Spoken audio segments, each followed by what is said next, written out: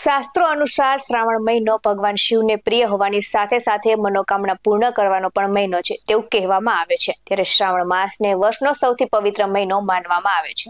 નમસ્કાર દર્શક મિત્રો, BS9 TV ન્યૂઝમાં આપની સાથે હું છું નેહા પટેલ।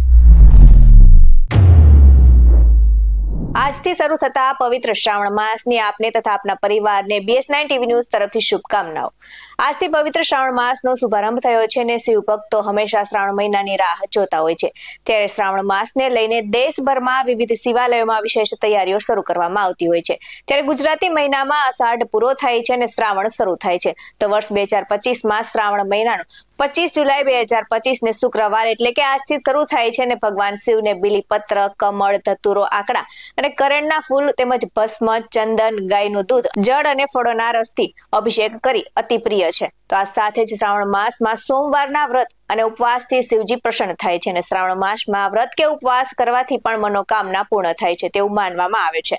તો શ્રાવણ મહિનો ભગવાન શિવને અતિ પ્રિય છે અને ભક્તો કવર યાત્રા કરીને તીર્થધામોનું પાવન જળ લાવી ભગવાન શિવને અર્પણ કરે છે અને આ મહિના દરમિયાન શિવ પૂજા, અભિષેક અને ખાસ કરીને સોમવારના વ્રતનું વિશેષ મહત્વ છે। તો દેવી પાર્વતી, માર્કંડેય ઋષિ અને સમુદ્ર મંથન સાથે જોડાયેલો શ્રાવણ માસ। તો એક દંતકથા આવી કંઈક છે કે શ્રાવણ માસમાં દેવી પાર્વતીએ કઠોર તપસ્યા કરી હતી, જેના પ્રમાણમાં ભગવાન શિવ પ્રસન્ન થઈને તેમની સાથે લગ્ન કર્યા અને માન્યતા એવી છે કે શ્રાવણ મહિનામાં શિવજી પૃથ્વી પર પોતાના સાસરે આવે છે અને તેમનું જળથી અભિષેક કરીને સ્વાગત કરવામાં આવે છે।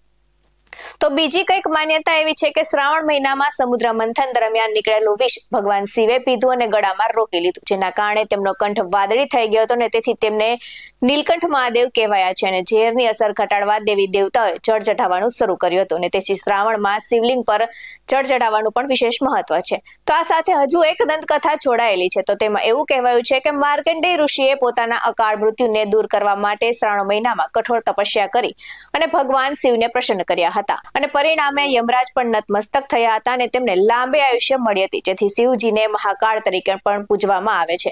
આવા જ વધુ અહેવાલ સાથે ફરી મળતા રહીશું। તમે અમારી YouTube ચેનલને સબસ્ક્રાઇબ કરવાનું અને અમને Facebook અને Instagram પર ફોલો કરવાનું ભૂલશો નહીં।